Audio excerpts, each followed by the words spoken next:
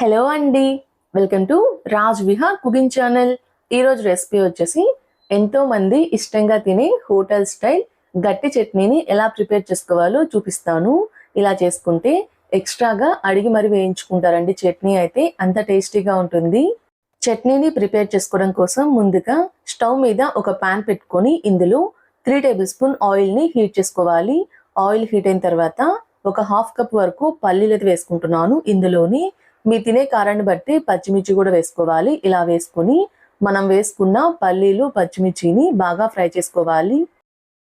ఇలా కలుపుతూ medium flame మీద పల్లీలు క్రిస్పీగా పచ్చిమిర్చి బాగా ఫ్రై అయ్యేంత వరకు ఫ్రై చేసుకోవాలి. ఇలా ఫ్రై అయిన తర్వాత ఇప్పుడు ఇందులో మనం ఏ కప్పుతో అయితే పల్లీలు తీసుకున్నామో అదే కప్పుతోటి ఒక హాఫ్ కప్ వరకు పుట్నాల పప్పు, ఒక హాఫ్ కప్పు కట్ చేసుకున్న పచ్చి కొబ్బరి అయితే వేసుకుంటున్నాను. ఇందులోని కొన్ని కరివేపాకు రెబ్బలు, కొంచెం చింతపండు కూడా వేసుకుంటున్నాను. ఇలా వేసుకుని మొత్తాన్ని కలిసే విధంగా కలుపుతూ 1 నిమిషం పాటు మీడియం ఫ్లేమ్ మీద ఫ్రై చేసుకుంటే సరిపోతుందండి.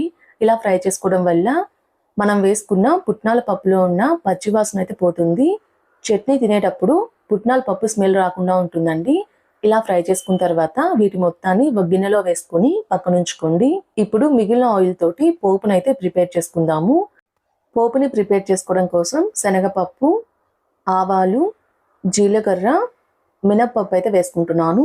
ఇలా వేసుకొని వీటి మొత్తాన్ని కలుపుతూ శనగపప్పు కొంచెం కలర్ మారేంత వరకు ఫ్రై చేసుకోవాలి. ఇలా శనగపప్పు కొంచెం కలర్ మారిన తర్వాత ఇప్పుడు ఇందులో 2 ఎండుమిర్చి, 3 వెల్లుల్లిపాయ రెబ్బల్ని కచ్చా పచ్చాగా దంచి వేసుకుంటున్నాను. అలానే కొన్ని కరివేపాకు రెబ్బలు కూడా వేసుకొని స్టవ్ ఆఫ్ చేసి ఒకసారి మొత్తాన్ని కలుపుకుంటే ఆయిల్ బాగా హీట్ అయింది కాబట్టి ఆయిల్ హీట్కే అవి ఫ్రై అవుతాయండి.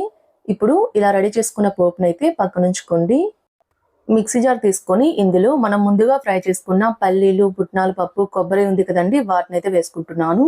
ఇలా వేసుకొని ఇందులో మీ టేస్ట్ సరిపడినంత సాల్ట్ కూడా వేసుకోవాలి. ఇలా వేసుకున్న తర్వాత దీనిపైన మూత పెట్టి ఒకసారి గ్రైండ్ చేసుకోవాలి.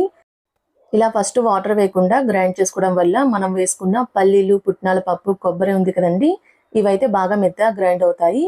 ఇలా గ్రైండ్ చేసుకున్న తర్వాత ఇప్పుడు ఇందులో కొంచెం బెల్లం వేసుకోండి. హోటల్ వాళ్ళు చట్నీ టేస్టీగా రావడం కోసం కొంచెం బెల్లం వేస్తారండి. ఇలా బెల్లం వేసుకోవడం వల్ల చట్నీ అయితే స్వీట్గా అయితే ఏమి ఉండదండి.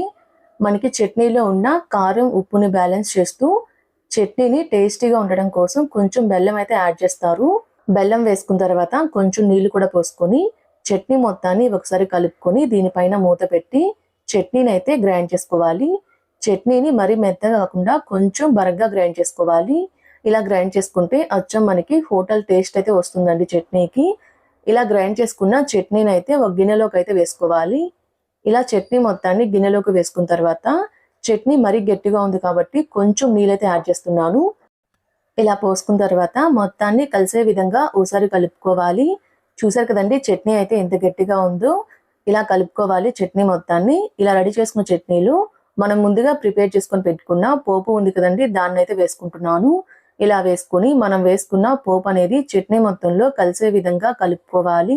ఇలా మనం వేసుకున్న పోపు అనేది చట్నీ మొత్తంలో కలిసే విధంగా కలుపుకొని ఇలా రెడీ చేసుకున్న చట్నీని వేడి వేడి టిఫిన్స్ లోకి సర్వ్ చేసుకుంటే టేస్ట్ అయితే చాలా బాగుంటుంది.